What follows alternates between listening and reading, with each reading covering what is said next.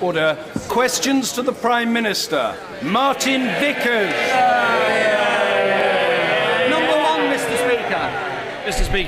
Mr. Speaker, I'm sure the whole House will wish to join me in celebrating Armed Forces Week. Our armed forces are the best in the world, and this week is an important opportunity to pause and reflect on their dedication and their sacrifice in keeping the country safe. Mr. Speaker, this morning I had meetings with ministerial colleagues and others, and in addition to my duties in this House, I shall have further such meetings later today. Martin Vickers. I too welcome the Prime Minister's comments about Armed Forces Weekend, and there is a major event in my constituency to mark the occasion.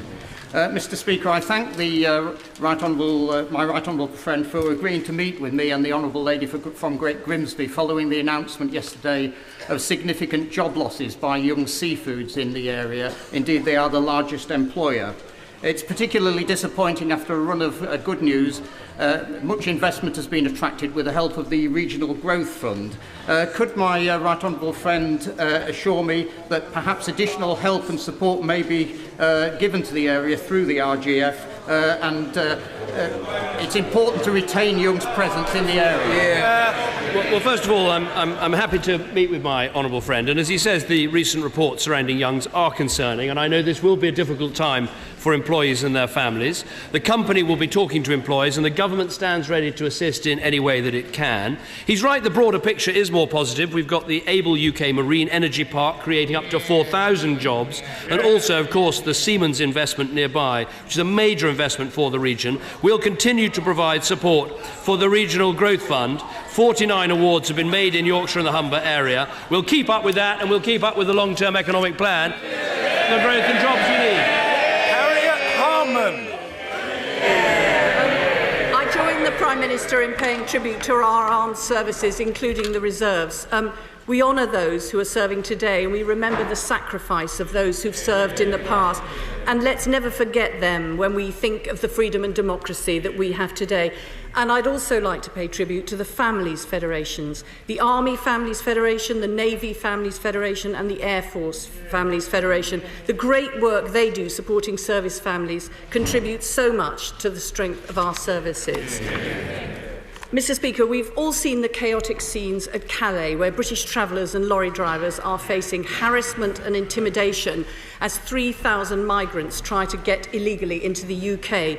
The French should be assessing them as soon as they get to Calais to decide whether they're genuine refugees or whether they're migrant workers who should be removed. How confident is the Prime Minister that the French are going to start taking effective action? What's he doing to put pressure on them? And will he be raising it at the EU Council this weekend? Prime Minister. Well, first of all, can I thank the right honourable lady for what she says about Forces families? She's absolutely right. And this Saturday, when many of us will be attending Armed Forces Days celebrations and commemorations, it's a moment to talk to those families and thank them for what they do when they're missing their loved ones.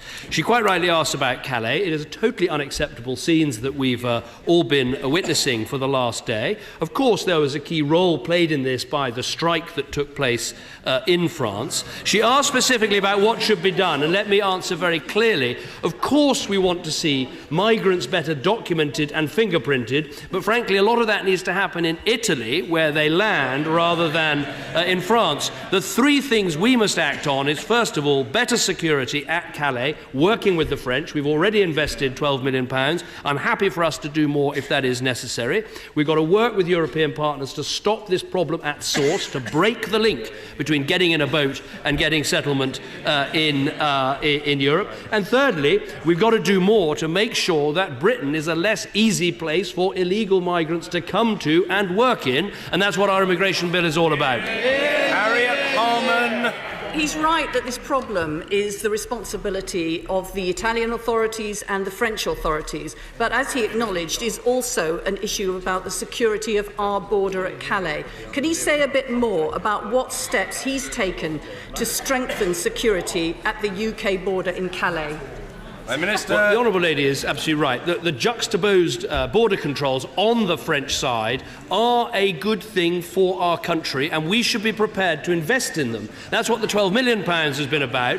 But in talks with the Home Secretary this morning, we've been looking at whether we can put more personnel and indeed sniffer dog teams on that side of the channel to make a difference. And there's also more work being done in terms of installing fencing, not just around the port at Calais, but also around the Eurostar and Eurotunnel entrance. All these things can make a difference, and we should work with the French very closely. There's no point either side trying to point the finger of blame at each other. This is a strong partnership that we have in place, and we should keep it that way.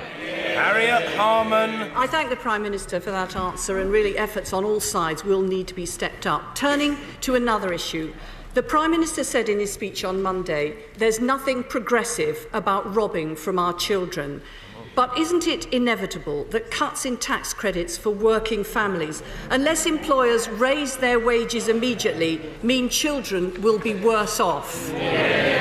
Well, first of all, what I said in my speech about robbing from our children was the importance of getting our deficit down and not asking them to pay debts that we weren't prepared to deal with ourselves. Now, what we need to do is make sure we go on with a plan that's seeing 2.2 million more people in work. And crucially for children, compared with when I became Prime Minister, there are 390,000 fewer children in households where no one works. My programme for tackling poverty is to get more people in work, get them better paid, and cut their taxes. Harriet Harman. Well, I'm asking about robbing from children who are in families who are facing tax credit cuts. The IFS have said that cutting £5 billion from tax credits would mean working families losing, on average, £1,400 a year. Now, I know he doesn't have to budget, but many families do. Well, it's the truth. It's the truth. No, it's the truth. It's the truth. Think about, if honourable members would just for a moment think about a lone parent working part-time. To compensate her for that loss of £1,400 a year, the minimum wage would have to go up overnight by 25%. That's not going to happen, is it? Prime Minister. The problem with what the Honourable Lady says is the last government didn't budget for the country. That is when she asked...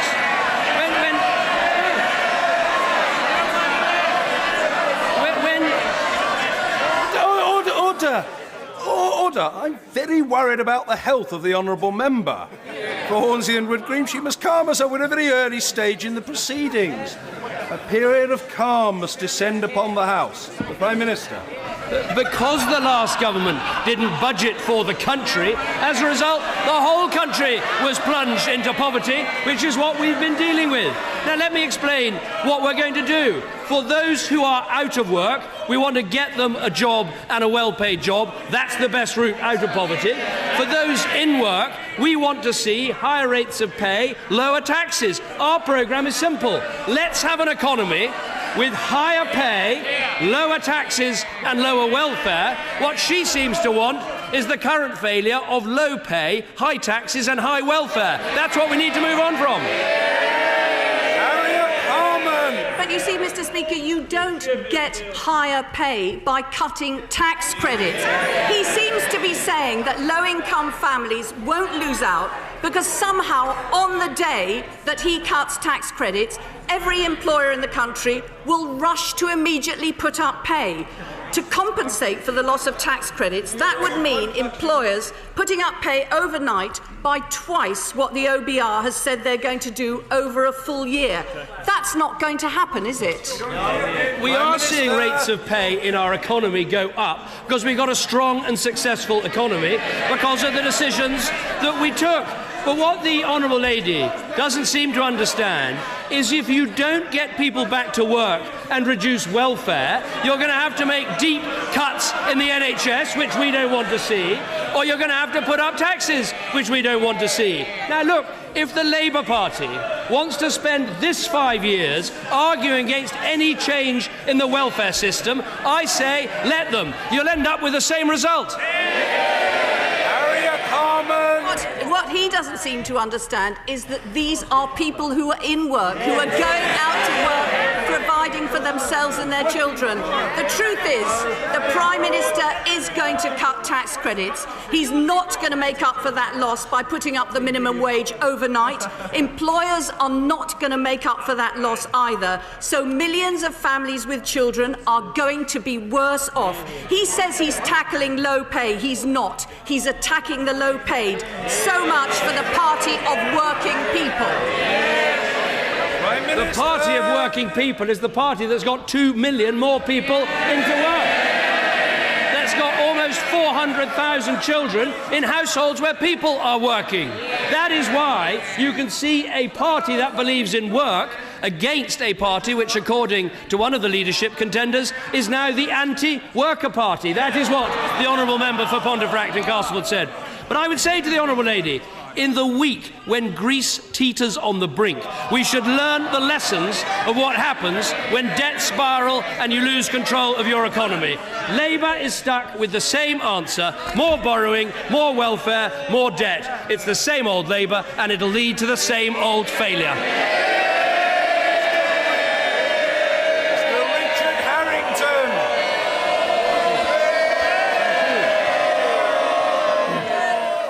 Mr. Speaker, thank you.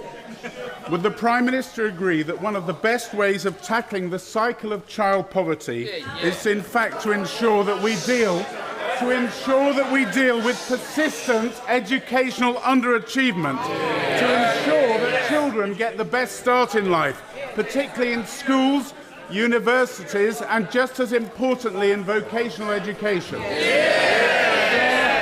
My honourable friend is absolutely right. If we really want to tackle the deep and entrenched poverty we have in our country, we need to go after the causes of poverty. The causes of poverty are sick schools, high unemployment, debt, addiction and family breakdown.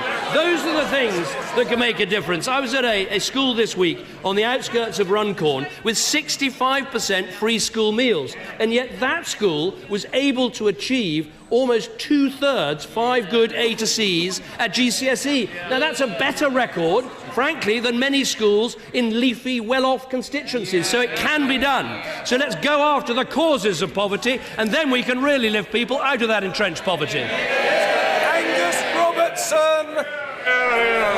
No, just put down. Mr. Speaker, we join the tributes to the armed forces, to all those people who have been organising and will be attending Armed Force Day events across the UK.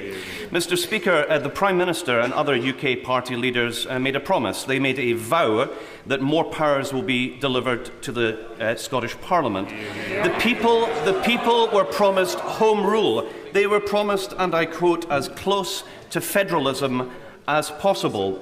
Why does the Prime Minister's Scotland Bill not even deliver the limited Smith Commission proposals? First of all, the bill that we've put in front of this House does deliver the Smith Commission. It fulfils the vow that all of us kept. But of course, what it doesn't fulfil is the full fiscal autonomy that his party would like, that would land Scottish taxpayers with a bill of thousands and thousands of pounds.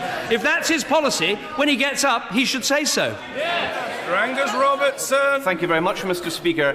The House of Commons Library says that important parts of the Smith Commission proposals are not in the Scotland Bill that the Prime Minister has proposed. The shortcomings in the bill have been identified by an all-party committee in the Scottish Parliament on which the Scottish Conservative Party sits. Are all of these people wrong? Will the Prime Minister now commit to deliver the Smith Commission proposals in full and all of the powers that were voted for by the people of Scotland in the general election?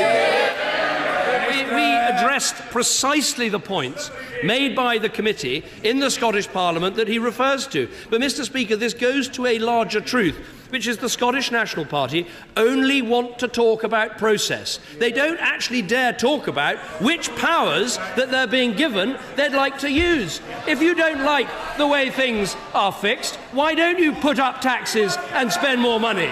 Isn't it time you started talking about the policies you want to put in place, the outcomes? Because the truth is this: full fiscal autonomy has now become FFS, full fiscal shambles.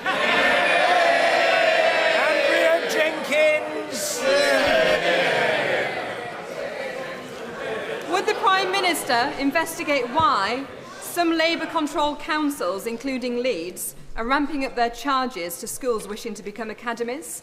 A good example of this is Woodkirk Academy in Morley and Outward. Well, I'm delighted that Woodkirk Academy and its feeder primary schools have applied to set up a multi-academy trust. It often really works if you have secondary schools working with primary schools to improve the results in those primary schools. I am also convinced, when you look at the figures, that converter academies are performing better than the local authority main schools. That's why the change is so necessary. So I would say to the Labour Party, don't stand in the way of this change. Help bring these academies about. Jonathan Edwards. Sunday Times reported over the weekend that the Department for Transport is planning to scale back ANAC's rail electrification projects. Can the Prime Minister inform the House and the people of Wales whether it continues to be the policy of his government to complete the electrification of the Great Western Line to Swansea by 2018 and part-fund the Valley lines? Great question, Prime Minister. I can tell him we're absolutely committed to electrifying the Great Western Main Line to Cardiff through to Swansea. We're also contributing £125 million to the cost of the wider Valley Lines electrification. It's vital that this work goes ahead. We do need to make sure that Network Rail gets its costs under control and has strong leadership in place, and we'll make sure those things happen. In Hollingray. Thank you, Mr. Speaker. Unemployment is down 61% in Thirsk and Malton since 2010. A strong endorsement of this government's policy to make work pay, and also to the hard work and investment of business people in my constituency. That's right. What further support will the Prime Minister offer to help with much needed investment in the A64, superfast broadband and mobile phone coverage, all of which would further help job creation in my area? First of all, let me welcome my honourable friend to this place and the work I know he'll do on behalf of his constituents. And he's absolutely right. In rural areas like the one that he represents, better transport, better broadband and filling in the not spots on the mobile phone network are absolutely vital. The mobile infrastructure project is providing more homes and businesses with mobile coverage, but we do need to make sure we build the masts that go ahead. I'm pleased to say that the A64 is part of our £3 billion investment in roads in the North East and Yorkshire. And as for broadband, I think we've got 130,000 homes and businesses getting access in North Yorkshire, but there's more to be done. Theresa Pearce. Damage in the womb by sodium valproate, a drug prescribed for epilepsy. Although GPs are now more aware of the risks, the National Archives show the risks were well known by drug companies and government as far back as 1973, yet mothers were kept in the dark. Will the Prime Minister urge his Health Secretary to meet with me and the delegation of mothers who are affected by this issue to discuss their case? Prime Minister. Well, first of all, can I thank the Honourable Lady for raising this case. I'm not aware of the specific drug that she mentions, but I'll look at it very closely as someone who had a son who had very severe epilepsy and know how little we really know about many of these drugs. I'll certainly fix the meeting between her and the Health Secretary so they can make progress on this issue. Mr. William Ragg. Does my right honourable friend agree that a northern powerhouse requires proper transport infrastructure? Can the Prime Minister update me on my campaign to get the A6 Hazel Grove bypass to reduce congestion and increase growth in my constituency? My honourable friend is absolutely right, which is why we're increasing transport levels in the northwest. We're investing £4.3 billion on the strategic road network. The A6 to Manchester Airport Relief Road, as he knows, is going ahead. And I'm pleased to confirm that we provided Greater Manchester Combined Authority with £350,000 to fund a feasibility study for the next stage of the bypass route around Stockport and Hazel Grove that my honourable friend refers to. I do understand that if this could go ahead, it would really make a lot of difference in terms of relieving congestion. Mr. Ben Bradshaw. With the death of yet another cyclist, again a young woman commuter beneath the wheels of a tipper truck, will the Prime Minister meet with a small delegation from the All-Party Parliamentary Cycling Group to discuss what more can be done to protect vulnerable road users, including the call by the acting leader of the Labour Party for a ban on these killer lorries in our towns and cities at peak times? I'm very happy to have that meeting. It does seem to me that although a lot has been done in London to try to make cycling safer and cycling safer on our roads with the cycling strategy, money is being invested, cycle lanes are being introduced, the number of fatalities is still very high and extremely depressing, young lives being snuffed out in this way. So I'm very happy to have that meeting and perhaps also keep in contact with the Mayor about this important issue. Rishi Sunak. Thank you, Mr. Speaker. As the Prime Minister mentioned, access to high-quality broadband is essential in today's digital economy. Can my right honourable friend tell us about his plans to get broadband to my rural constituents and those in rural areas across the country?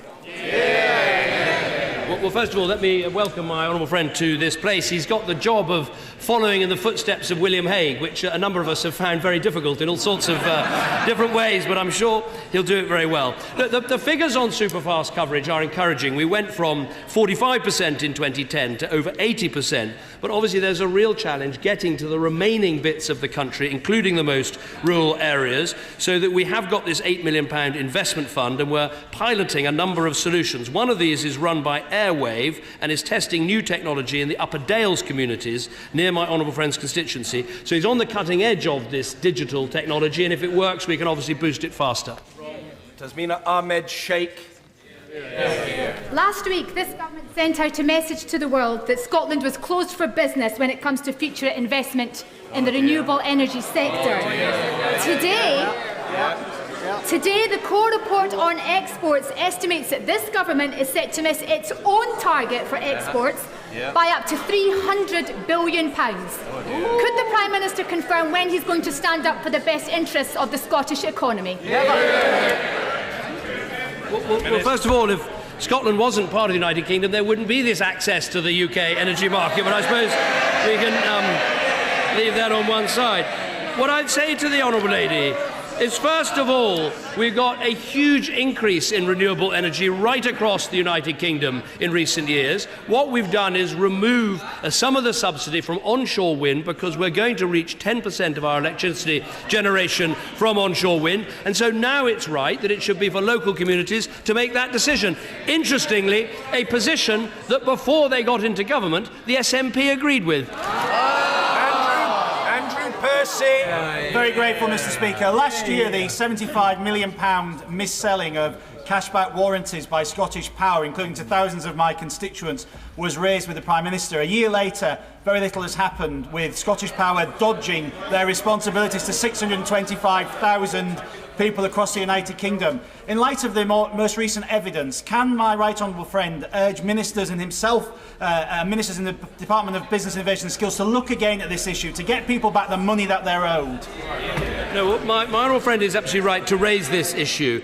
And I understand that it's the liquidation of the companies involved in the scheme that's still underway. And so, as a result, the creditors of those companies have not yet received the reports from the liquidators to see if this money can be extracted. So I will, before the party opposite get too excited, most of this happened between 1997 and 2001. But I will... I have asked the Business Secretary to meet with my honourable friend to discuss his concerns directly. Alison McGovern. Go on, Ali. Mr. Speaker, the great Englishman John Donne said, "No man is an island entire of itself. Each is a part of the continent, a piece of the main." With reference to vulnerable child refugees, does the Prime Minister agree?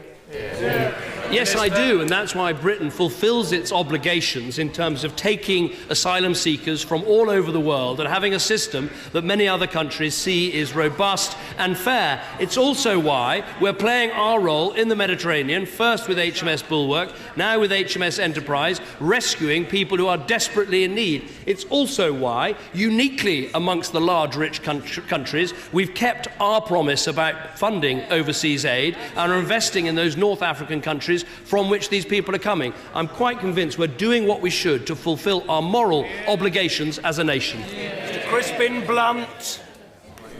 At the last comprehensive spending review, the clever wheeze of transferring expenditure on the BBC World Service to the BBC from the Foreign Office budget helped prevent a calamity to our foreign policy capacity.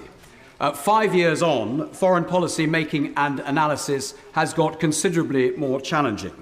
Will he ensure that a siloed savings requirement is not applied to our capacity to direct the overseas element of our national security strategy or our ability to represent the country abroad? Well, first of all, can I congratulate my honourable friend on his election as the chairman of this vitally important committee in this House. I know he will always speak out without fear or favour, and he's vigorously independent. He's right to say that the soft power we have as a country, whether through the British Council, the BBC, the Foreign Office, our overseas aid budget that I was just talking about, all those things are vitally important, not just to fulfil our moral obligations, but also to project power and influence and British values in the world. And I want to make sure those things continue. He talked about the BBC funding being a wheeze. I'm not sure I'd call it that. I think it was part of the BBC making sure that it found efficiencies, as other parts of the public sector were too. Jack Dromey. Mr. Speaker, yesterday we heard that early referral for cancer tests could save 10,000 lives a year. Siobhan Galbraith, a 21-year-old Erdington mother of a 3-year-old son, suffered in agony for 6 months. 3 times she was refused referral. She was told she was too young. Now she is battling cancer, cervical cancer, and will never have another child. Will the Prime Minister ask the Secretary of State to investigate what happened and meet with me? And will the Prime Minister act to ensure that in future we have early referral so that never again do we get people denied treatment which can be the difference between life and death? Prime Minister. Well, first of all, I quite understand why he raises this individual case, and I'm sure that my right honourable friend, the Health Secretary, will look specifically at that case. He's absolutely right that early referral is the key to improving cancer outcomes. And while I'm not standing at this dispatch box and saying that the problem has been solved, I would say that we are now making sure that something like 650,000 more patients are actually being referred in terms of cancer. And crucially, those sort of diagnostic tests that can often find out whether you have the colon cancer or the bowel cancer, we're seeing many, many more of those tests, something like 400,000 more of those tests being carried out. But I think the key here is to make sure that GPs get the training and the information necessary to early identify the cancers so they can rapidly onward refer. Lynn Davis. Thank you, Mr. Speaker.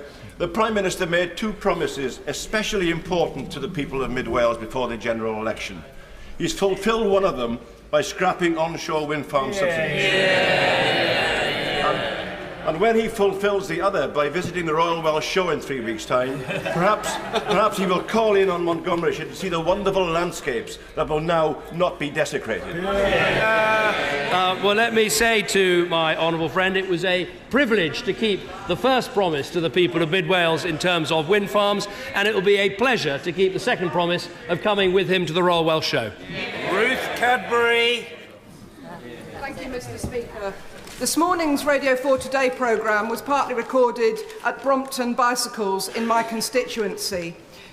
The issue that Brompton and other employers of good quality staff producing good quality goods for export, this is an award-winning company. Their concern is that the apprenticeship scheme in this country is not fit for purpose for their needs. Cheap and cheap. What plans does the Prime Minister have to meet with these employers and to develop an effective, quality apprenticeship scheme rather than the cheap and cheerful scheme that is currently in place. First of all, can I welcome the honourable lady to this House? I too have visited Brompton Bicycles. It's an absolutely excellent firm. I seem to think I think I recorded a party political broadcast while I was there. So they're obviously an equal political opportunities employer, which is very good. I think it's very important that we make sure we have really good apprenticeship schemes. We must focus on the quality as well as the quantity, and we are committed to working with employers and making sure those employers work with local colleges to make sure the standards of these qualifications are very good. Thank you, Mr. Speaker. Last week, my constituents in South Suffolk were very pleased to hear the news that as part of the measures the Prime Minister is taking to boost mobile coverage in rural areas, that 3 of our very worst not spots had been selected for consideration for new mobile masts in Boxford, Bilderston and Attington Green. Does the Prime Minister agree with me that better mobile coverage has an important role to play in improving rural economic growth, and will he continue to do all he can to ensure that we spread the benefit of this technology as far and wide as possible? First of all, a warm welcome to my honourable friend on winning his constituency and coming to this place. He's absolutely right. If we want to have this productivity revolution that the Chancellor and others have spoken about, we've got to improve broadband coverage in our country. The mobile infrastructure project can make a difference. 3 potential sites in South Suffolk. The honourable member should calm down a little bit. I know because there's identified 3 potential sites in South Suffolk that will make a difference. And I think what is important for all members of this House to recognise, while there are often very strong campaigns against masts, we need to see these masts built if we're going to crack this problem of not spots. Marie Rimmer. Thank you, Mr. Speaker. The Prime Minister has repeatedly been reported as saying he wants to create, quote, a new era of transparency in government. Given his desire, why is the Secretary of State, DWP, refusing to release the statistics relating to the deaths of people who have been declared fit for work, as instructed to do so by the Information Commissioner? Intervene and get the DWP Secretary to comply with the spirit of your desire and the request, the instruction of the Information Commissioner. Minister. First of all, let me reassure the honourable lady this data will be published and is being prepared for publication as we speak. I think it is important that we publish data, and this government has published more data about public spending than any previous government. Churchill. Thank you, Mr. Speaker. Over the last few years, we've seen some horrendous examples of children being sexually exploited. As a mother, I would ask my right honourable friend, what's he going to do to tackle the exploitation of children?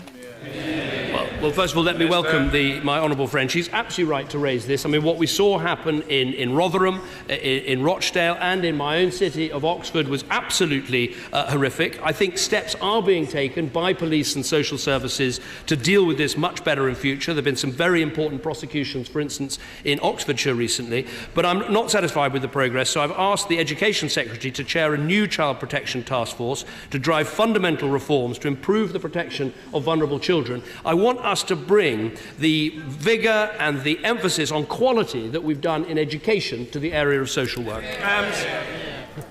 This month's IMF report shows how unequal the UK has become, with 15% of all income in the UK going to just 1% of the top earners, whilst over 5 million people are earning less than the living wage.